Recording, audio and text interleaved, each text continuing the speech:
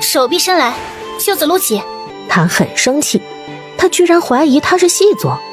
萧衍之闻言眉心一跳，明白这次自己说错话真惹恼了宋锦，老老实实将伤痕累累的手臂再次伸过去。宋锦没有客气，一口咬了下去，只是当听到耳畔响起抽泣声，才松了口。再敢乱怀疑身份，我就悔婚。萧衍之见他突然松开牙齿，不咬还有些意外，听到悔婚二字又吓得身躯一震。我的家乡你也不要再打听，我说了你也不知道在哪里，日后能让你知道，我自会告诉你。说完，宋锦没有再搭理萧衍之，继续低头绘图，任由他后面怎么哄。画好图后，他就拿着图纸，一份交给自己的娘家大哥二哥，另一份他自己带着去永福县打铁铺。不是送了马车，他直接将车厢卸下，套了马鞍，骑了便走。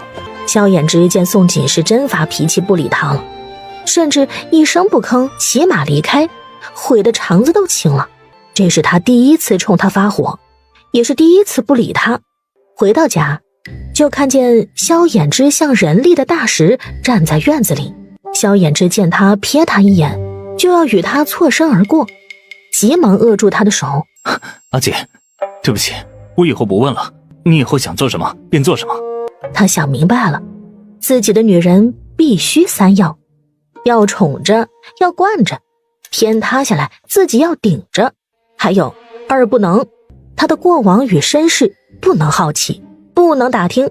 宋锦原本是真生气萧衍之怀疑自己，不过事后想到这男人是怕他不会藏拙，而且是他告诉他自己不是原主的，他不知道他的来历，对他的一切一无所知，会担忧也实属正常。他赶到永福县，其实就不再气了。松手，我要去挑豆子。我陪你一起挑豆子，陪你一起做油，日后你做何事我都陪你。你确定？我发誓，日后你想做何事我绝对不拦你，绝对服从你，绝对支持你。听到3个绝对，宋锦这刻是想不原谅他都找不到借口。那你负责挑豆子，我碎豆炒豆子。丢下话，就先转身要去他厨房。萧衍之自从治好双腿后，并且身高8尺，长手长脚的追得挺快，几乎寸步不离，粘在宋锦身后。宋锦一转身就直接撞入他怀里，刚想说话，还未反应过来，又被萧衍之抱住抵在墙上，狠狠堵住了呼吸。宋锦简直气炸了，他发现这个男人最近太过分了，只要逮住机会就亲他，这真的是一个古代男人。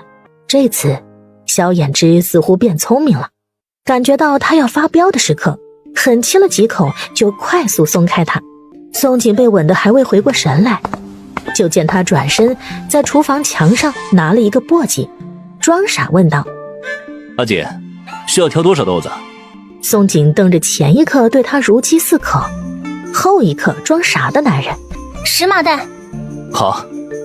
萧衍之最近确实摸到宋锦一些脾性了，宋锦绝对是个嘴硬心软的，每次表面凶悍，其实脾气去得比谁都要快。宋锦一点也不知道自己脾性被萧衍之吃透了。宋锦碎豆、炒豆、装豆忙混了一夜，萧衍之也被宋锦罚挑了一夜的豆子，不过他甘之如饴，他甚至想这么一辈子与他腻歪在一起，二人一刻都不分开，就再好不过了。等到天明，宋锦再炒最后一锅豆子，说接下来不需要他，要赶他出厨房那刻，他还不乐意，从身后轻拥宋锦，下颚抵在他香肩上，烫人气息吹拂他耳畔。阿姐，忙活了一夜，我好饿。宋锦莫名又被拥住，而且这次萧衍之还是从身后来，二人身子紧贴一起，这姿势太过不正经了，吓得他背脊一僵。一会儿等我娘早饭。隔壁厨房传来声响，肯定是刘氏在忙早饭。萧衍之也听到了一墙之隔厨房传来的动静，问题，他说的饿不是肚子饿的意思。念及此，他冲动含住了他想了一晚上他甜美诱人的耳垂。他意外发现他的耳形很美，如一弯月牙。他想，他若是戴上耳饰一定很好看。宋锦毫无防备，在耳垂被含住那刻，大脑轰隆一声，全身如雷电劈了一般，一阵酥麻从脚底窜到头顶。这回他真的被吓到了。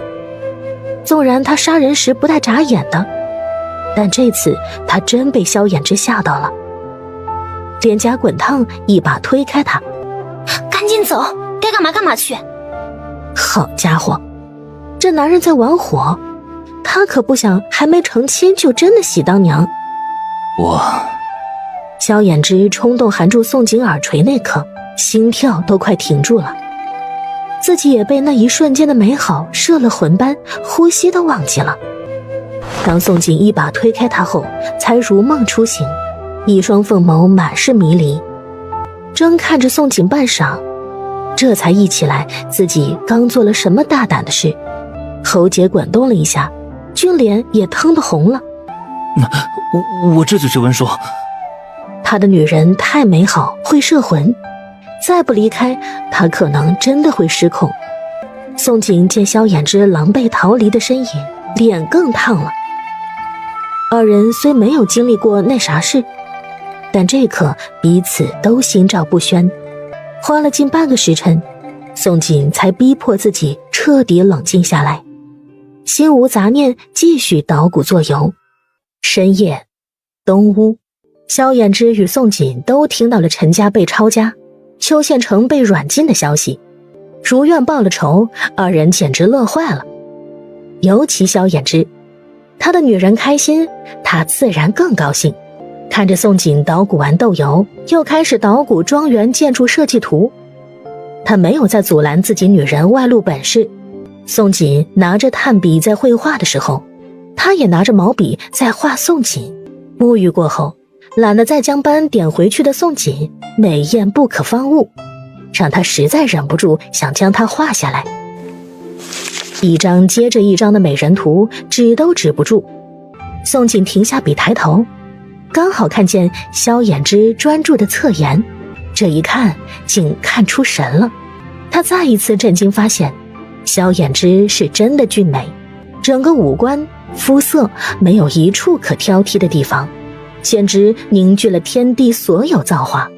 尤其最近萧衍之每天被他的灵泉喂养，冷白的肌肤都白得透光，给他平添了一股绝尘的味儿来，这让他不免怀疑萧衍之是不是也一经洗髓了。你身子是不是有一天突然排出过黑色且恶臭的物质？你如何知道？不过问完，他的俊脸腾地红了。他双腿能走后的一个夜里，他的身上不仅排出黑色脏臭的东西，其实还排了其他。因为这件事实在难以启齿，他才一直没敢问，也没敢告诉他自己身子异常。宋锦听了萧衍之的话后，立即明白，这男人真一经洗髓了。因为之前我每天给你喝的中药里加了一味排毒药方呀。宋锦自然不能将秘密告诉他，不过不影响他以后继续用灵泉养好自己男人。因为娘家人萧大郎夫妇全都在作坊干活，刘氏也要浆洗衣裳，没人帮忙准备明日喜宴。回到萧衍之房子，宋锦就进厨房拿刀，准备开始杀鸡宰羊。不过他忘记了一件事，萧衍之其实很贤惠，什么家活农活都会干。阿锦，杀鸡宰羊我来，你去忙其他的。那个，你行不行啊？不是有句话叫君子远庖厨吗？他不应该十指不沾阳春水，只握笔杆子吗？遭到质疑的萧衍之脚步一个趔趄，忽而轻身凑他耳边，要不今夜你试试自己男人行不行？说完狠狠亲了他一口，算是惩罚他的质疑，这才提刀出了厨房。等到宋锦回过神时，就听到院子里传来羊的惨叫声，他吓了一跳，急忙走出厨房，惊悚看见萧衍之已经割了羊的咽喉在放血，不仅如此，他还要去抓笼子里的公鸡。听见这玄幻的一幕，宋锦感觉整个人都不好了。洗干净手，回去温书。以后造房的事你不要再沾手。我比较习惯看你写字模样，你这样我很不习惯，骗了个人似的，感觉很怪。他还是比较习惯看他手握笔杆，一尘不染，风光霁月的样子。赶紧回你屋去温书，没叫吃饭，不许出来。萧衍之听到自己被嫌弃，感觉心口莫名又挨了一刀。其实他没变，他也不怪，他真的什么家活农活都会做，只是他没见过他干活的样子。不过他不喜欢他干活，只喜欢他写字，那他就遂他心愿，一辈子只握笔杆子。当看见他坐回书案前，拿着书册认真在看，宋锦才感觉一切恢复正常，松了口气，开始捣鼓明日喜宴。因为不知道吴氏会带来多少人，宋锦为了推荐自己的香料可谓是卯足了劲儿。他准备做50道菜，汤、炒、烧、炖、烤、卤，要一个不少全备上。等他一切忙活完，已经子夜。在西屋沐浴完出来，发现萧衍之仍在等他。忙完了。在他走近的时候，抓起他的一双手查看。当看到他好看的纤纤素手，因为切菜且浸泡大半天，弄得皮皱皱的，甚至还有划痕，萧衍之心疼坏了。你在干什么啊？阿锦，要不今晚不学字了？正好，我也是想告诉你，今天很累，我暂时不想学字了。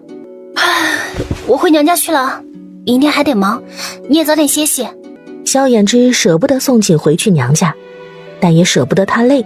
不过放人回去之前，还是拥人入怀，低头吻住了那又红的红唇，并且浅尝即可，亲吻了几下便放开他。大半夜的，二人关一房中，实在太容易发生点什么。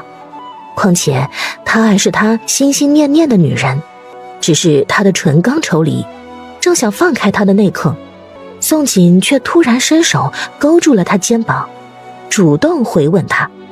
萧衍之只感觉大脑轰隆一声，不可置信，他心爱的女人终于吻他了，不是咬，是吻。他亲吻他了。宋锦也不知自己怎么回事，在他离开那刻就鬼使神差吻了回去。许是见他心疼他的双手，还是因为他等他回房。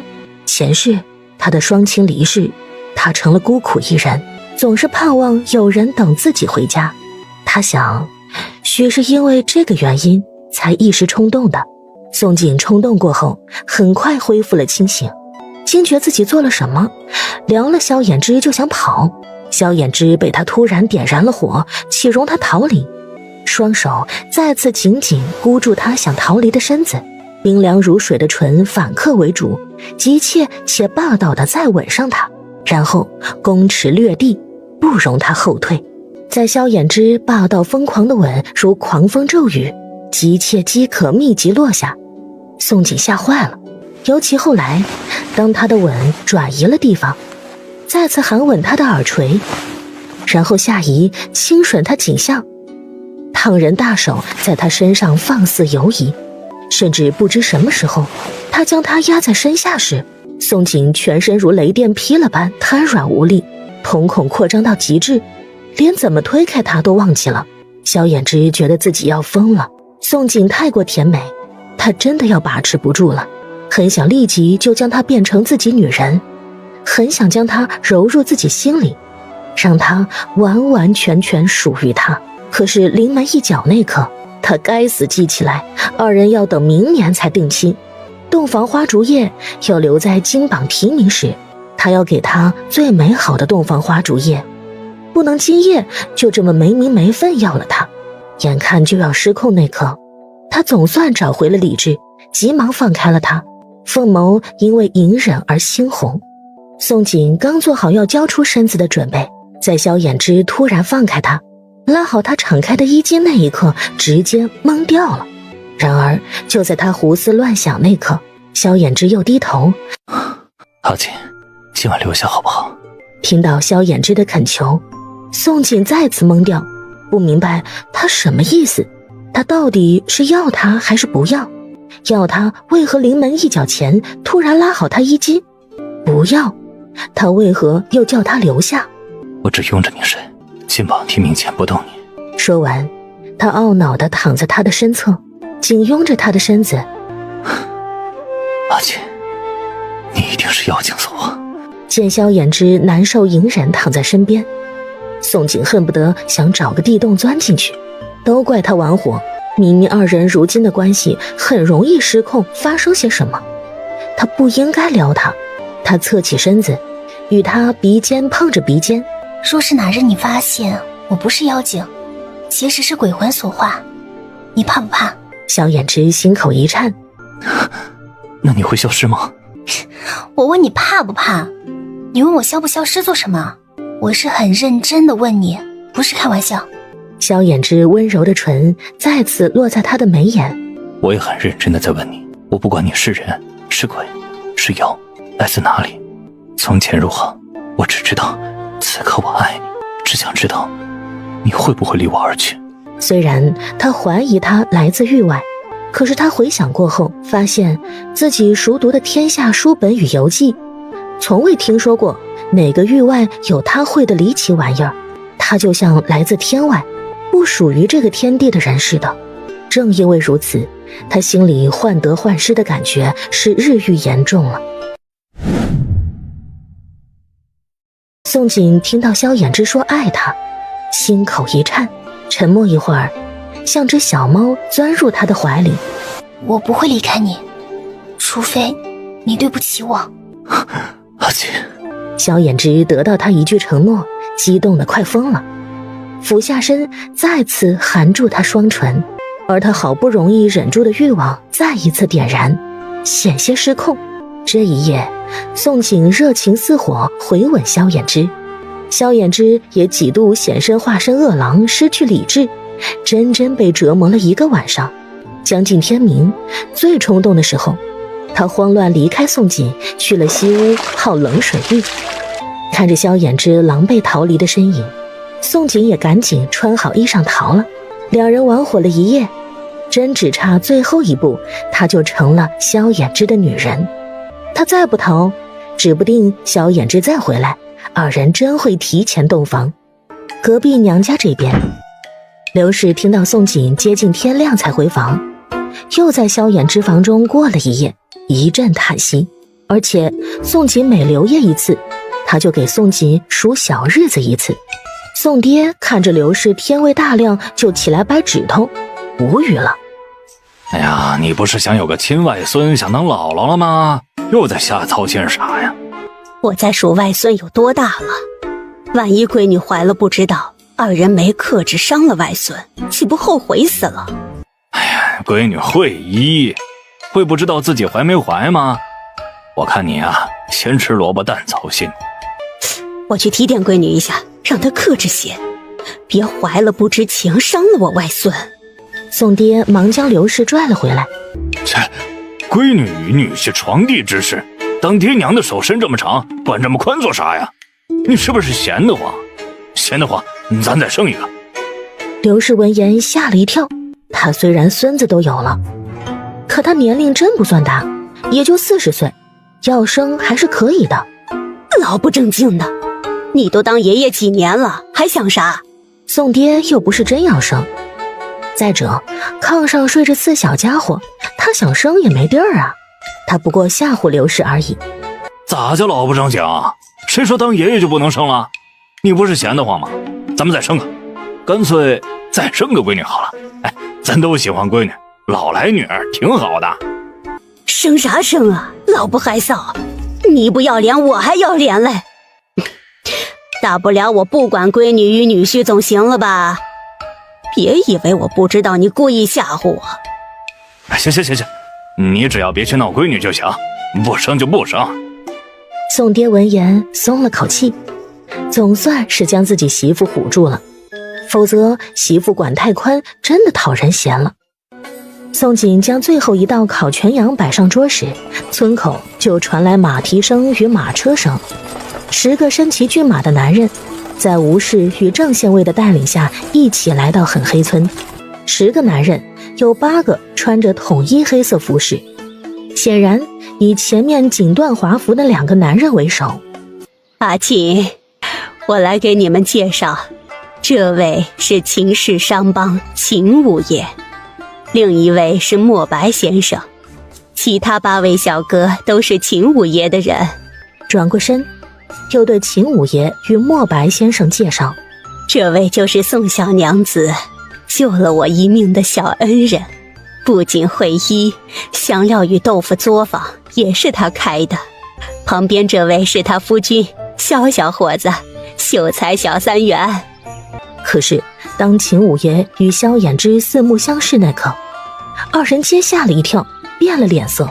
不对，确切地说，不仅2人，是在场所有人脸色都惊了。看着秦五爷的那刻，所有人仿佛看见了30年后的萧衍之。五爷与萧衍之同样生了这种感觉，他们看着对方，一个仿佛看见了年轻时的自己，一个宛若看到了50岁的自己。2人不同时出现时，谁都看不出来2人有何关系。等同时出现那刻，2人都同时有种直觉，2人绝对是父子，因为2人实在太像了。你今年多少岁？萧衍之眉头皱得能夹死蚊子，半天才吐出3个字：21。秦五爷听了萧衍之报出的岁数，表情瞬间变得古怪，仿佛陷入了什么回忆。你娘可是姓周，叫周玲？一个问题砸下来，萧衍之冷白的俊脸顿时失去所有血色。没错，他死去的娘亲姓周，名叫周玲。这会儿不仅他整个人不好了，就是与他牵着手的宋锦也傻眼了。打死宋锦也没有想到，好好的喜宴会变成认亲宴，更没想到对面这个秦五爷很可能才是他未来的公公。萧富贵那个极品公公居然是假的。最让宋锦没想到的是，书中从来没写过萧衍之亲生父亲另有其人，剧情变得完全脱离了他的掌控。这个未来公公从天而降的简直莫名其妙。秦五爷见萧衍之闷声不应，就知道自己猜对了。回想当年自己做下的糊涂事，眼前的萧衍之很可能是他的儿子。你大概是我儿子，不过此事说来话长，你我需要单独一叙。他似乎习惯性发号施令，没等在场所有人弄明白怎么回事，转头就对宋锦说道：你且带墨白他们先去试吃宴席，吃过后带人去看一下香料作坊。言罢就先走到一边。萧衍之痛恨萧富贵，打小就怀疑过自己并非萧富贵儿子，怀疑过自己父亲另有其人，因为他的相貌与萧富贵没有一处相似。只是当此刻亲生父亲莫名其妙从天而降，他仍感觉五雷轰顶。阿姐，你先带人去吃宴席，我想弄明白怎么一回事。说完就向秦五爷走去。当时在场不止宋景争愣住，就是墨白、吴氏、郑县尉也蒙圈了。最懵的人莫过于吴氏，秦五爷是他带来的，可是他真的没有发现萧衍之与秦五爷站在一起会这么相似。最不可思议的是，二人似乎是父子。我与你娘其实是场意外，22年前我被人暗杀，九死一生，刚好躲进了你娘的板车上。我中了对方毒药，需要女人去解，无奈之下我把你娘给那个了。等我醒来，发现身上的银两没了，你娘也不见了，且杀手再次追杀过来，我只能离开。大概是那一夜你娘才怀的你吧。事后我想过寻她，但想起你娘拿走了我身上所有银两，想是不希望我去寻她。后来我回归家族，因家族争斗，且时隔10数载，便渐渐遗忘了这件事，更忘记了你娘。抱歉，今日见了你，我才回想起往事，才得知你的存在。我并非想解释什么，只是想告诉你一切事情的经过与缘由。意思我是野种？眼前的秦五爷是他的亲生父亲，可却也是玷污他娘亲的男人。当时我娘可有一点自怨？在他心中，他的娘亲一直是天底下最善良也是最刚烈的女人，若非有一丝自怨，被玷污后绝对会选择轻生。我不知，当时我不仅中毒，还受了箭伤，失血过多，神志已不清楚。全程是你娘助我逃离，你娘将我安置在一处山洞，昏迷前，我想着日后报答她救命之恩，才问了她名字，其他的事就一概不知了。等我清醒后，毒已解了，你娘也消失了。我想大概是我毒发强迫了你娘。玷污有夫之妇这件事，其实对于秦五爷来说是一生的污点，不过他的儿子可不是野种。你放心，我不会让你成为别人口中的野种，我秦军的儿子只会是受人敬仰的少主。什么意思？我秦家可是历经多朝千年不衰的世家大族，我如今是秦家家主，你只要跟我回秦家认祖归宗，就是秦家少主。秦家商帮只是对外的一个假身份而已，真正可怕的是背后盘根错节的关系大网。真正的秦家是历朝皇帝都想联姻且忌惮的世家大族。秦家历朝培养的棋子全部皆举荐入朝为官，一代传一代，哪怕战乱，朝廷更迭，皇帝换人，秦家依然屹立不倒，经久不衰。就是现在朝廷大半官员，连当朝首辅林居正都是秦家培养的棋子，成为秦家的家主与少主，只享至高无上的权力，与当隐形皇帝、隐形太子毫无区别。你娘人呢？她是不是也在？萧衍之瞪着眼前从陌生人变成自己亲生父亲的秦军，心中思绪惊涛骇浪。这个父亲他不想认，因为这是耻辱，一旦认了，他娘亲就会背上不守妇道的污名，即便死了也会遭人唾骂。可是听了秦军的话后，他能不认吗？他娘亲恐怕是心甘情愿以身救人，否则他娘亲被玷污后早已轻生，更不会将他生下来，也不会如此疼惜他。他不明白他娘亲为何甘愿为了一个陌生男人献身，做出如此匪夷所思的丑事。我不会跟你回去认祖归宗，更不想做什么少主。我娘死了20年了，你若还记得她救命之恩，就将这事儿烂在肚子里一辈子，别再败坏一个死人名节。而且他不想牵扯上什么氏族，这听着就是庞大的暗示力。你说什么？你娘死了20年？想起自己娘早死的原因，萧衍之看着秦军一脸阴沉，最后他没说什么，转身走了。他娘亲早死，其实有一半他的原因，他长大后调查才发现的。他娘亲生下他后还在坐月子，萧富贵就管不住裤裆的2两肉，强行与他娘亲行房，才害得他娘患了月家痨病。他娘亲得了月家痨病，痛苦不止。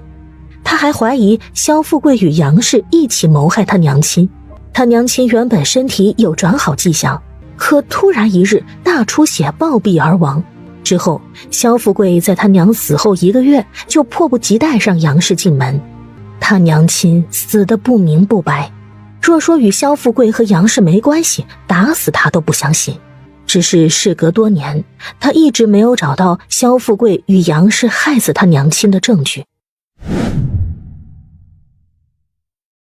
堂屋这边，宋景表情一言难尽，盯着莫白与秦军带来的8人，试吃自己辛苦准备的喜宴。他已经猜到了秦军是未来公公，但他实在猜不出莫白是什么身份。莫白衣着打扮与气质给他的感觉很像智囊谋士。莫白拿着筷子，动作优雅，一道接着一道菜尝试下去，50道菜，每吃一道，黑眸就亮一下。尝到最后一个烤全羊，香料不错，带我去看一下作坊运作。宋锦闻言，只能带着人去香料作坊，几乎每一种香料他都尝上一次。宋锦耐心等待莫白尝香料那刻，萧衍之与秦军先后走入了作坊。萧衍之脸色苍白，来到宋锦身边，随后一句话也不说，只是紧紧握住了宋锦的小手。宋锦手被抓痛，看着自己男人阴沉不语的表情，还有后面进来的秦军正一个劲儿往这边看，就知道这两人100%是亲生父子无疑了。五爷，香料可做，尤其烧烤料很适合那边。秦军闻言点头，转眸向宋锦看了过来。当他看见宋锦脸上的斑点时，眉头不着痕迹皱了一下，不过他未表现出不喜来。4种香料各1万斤，3个月内赶得出来吗？宋锦面对未来公公的问题，嘴角直抽。如今他是骑虎难下，谁能想到好好的顾客变成未来公公？与未来公公一起做生意，他想都没有想过。萧衍之见宋锦纠结的表情，转头对秦军冷冰冰说道：可以赶出来。说完，牵上宋锦，又丢下一句：还有一样好东西，你们跟过来看。虽然这是他的亲生父亲，但是他没想认，且一码事归一码事，他女人的生意照样做，且要做大了，应挣的必须要挣。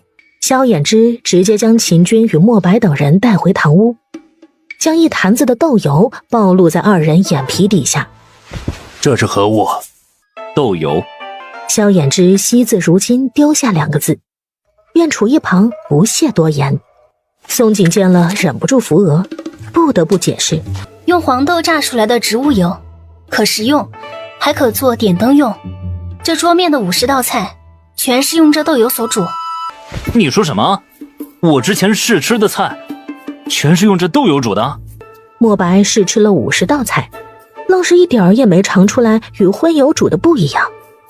是的，你没尝出来，很大一部分有香料的原因。秦军闻言，表情略显激动，问萧衍之：黄豆榨油，点子可是你想出来的？这个儿子是意外之喜，但秦军此刻更希望自己儿子出色。要是黄豆榨油的点子是他儿子想出来的，届时他将人带回秦家，秦家老祖宗那边也好交代。与我无关，香料、豆腐、豆油，全是我女人的想法。这……秦军没想到如此惊人的榨油点子，竟是出自宋锦脑子，当下不免有些遗憾，尤其看着宋锦的斑点脸，遗憾更深了。可当他低头看着萧衍之与宋锦始终紧握交缠在一起的手，又渐渐接受了。秦家男人性情凉薄，女人都是附属品，秦家男人要娶也只娶有用处的女人。宋锦虽然貌丑，但只要脑子好使，能帮到他儿子，未尝不能做他秦家少主夫人。这豆油买卖，你要是想做，阿锦5成，郑县尉1成，你4成。另外，阿锦只出做油方子，还有榨油机图纸，其他一律不参与干涉。做油要你自己干。宋锦听到萧衍之一张口就索要5成，再次扶额，心里笑坏了。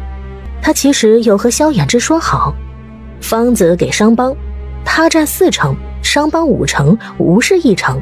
他是没有想到原本谈好的萧衍之会临时变卦，且还是个坑爹的，他居然多坑了1成。想到萧衍之为了他坑爹，宋锦心里真的忍不住想笑。秦军听了萧衍之的要求，果然傻眼了，瞪着自己儿子半天说不上话，但他沉思一会儿，不仅答应了，甚至都想将秦家商帮直接白送给自己儿子。毕竟这是他为人生父的亏欠，21年都不知道自己儿子存在。不要说只是1成利润，就是要了他秦家商帮都不过分。行，你说多少便多少，不过要让你媳妇教一遍如何做油，还有我想看一下榨油机。儿子不认他，只能怎么讨好怎么来。萧衍之听到一句你媳妇儿，冷硬的俊脸总算缓和了一些。宋锦不记得后面是如何签的契书，且如何拿到巨额订单与巨额银票的。当临近天黑，送走了秦军、莫白、吴氏与郑县尉，宋锦仍感觉自己在做梦。4万斤的香料，他一下就进账2万两，而且未来公公还是直接一次性付款。回到东屋，宋锦很不厚道的当着萧衍之的面狠狠亲了银票一口。哎呀，没法子，他就是爱钱。虽然自己男人正因为自己尴尬的身份脸色不太好看，但仍旧阻止不了他一日挣2万两的喜悦。萧衍之见他抱着银票，笑得见牙不见眼，一冲动就将他拦腰抱起，直接往炕上带。宋锦对萧衍之从来心不设防，不仅毫无防备就被他抱起，还被他压在身下，差点吃干抹净。不过萧衍之明显心情不够美好，临最后一刻依旧紧紧拥着他躺着。感觉到这男人身上的低气压，要不要与我说说？萧衍之转头亲吻了一下宋锦额头。我没事，只是我不能理解，我娘为何甘愿为一个陌生男人献身。其实一点也不难理解啊，你亲爹年轻时肯定和你长得一模一样，若他又温柔的话，你娘动心也不是不可能。况且萧富贵肯定对你娘不好，你娘心存一丝报复也再正常不过。他不就是因为萧衍之如今的温柔沦陷了吗？这男人温柔待他时能溺死人。阿锦，我觉得我要老实向你交代比较好。听他的意思，秦家是历经数朝千年不衰的世家大族，而他是秦家家主，他想让我认祖归宗。这么说，你不是有机会摇身一变成为氏族家的少主？那你要回去认祖归宗吗？之前吴氏说介绍商队，宋锦就猜到是氏族，只是没有猜到秦军身份居然是世家家主。若是萧衍之有了这个身份，哪还需要什么科考进入朝堂，直接回秦家就可以躺赢了。要知道，厉害的氏族可是连皇族都不屑一顾的，只是书中真的根本没提到过什么秦家氏族，看来是隐匿起来的氏族。他确实让我回去当少主，但我不想认他，更不想当什么少主。我娘已经死了，我绝不能让我娘死了还要遭到万人唾骂，何况我娘的死与我的出生有一半的关系。阿锦，我们现在这样就好，我只想安安静静科考，高中状元后再给你征诰命，让你当首辅夫人，而你可以专心挣钱，做你自己喜欢的事。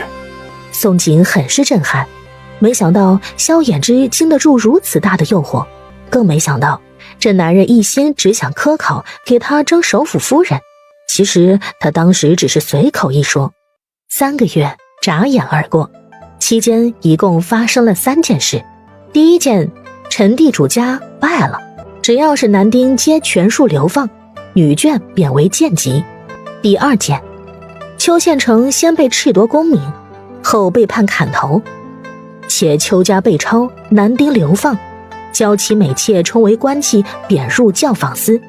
第3件事，则是狠黑村从原本荒芜破烂的小乡村，变成了一座占地面积近300亩的大庄园。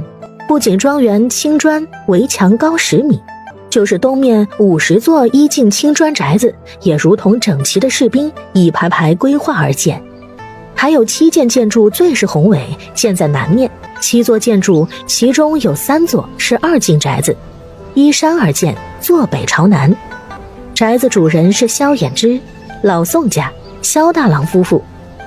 另外4座建筑分别是私塾、豆腐作坊、香料作坊、美颜作坊。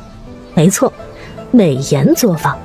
宋锦做的牙粉终于在季世芳售卖，只不过宋锦怎么都没有想到，周大夫一直想要介绍给他认识的东家，居然是墨白，季世芳背后的真正大东家。兜兜转转，最后发现竟还是他未来公公秦军。秦家不仅掌控大半个朝廷官员，产业更是涉及医药、漕运、盐茶、官窑、织坊。当得知秦家的庞大，可把宋锦狠狠吓了一跳。秦军得知宋锦是周大夫口中精通缝合手术的旷世神医，且他儿子的双腿还是宋锦治好，同样被吓一跳，对自己丑儿媳妇也是越看越满意。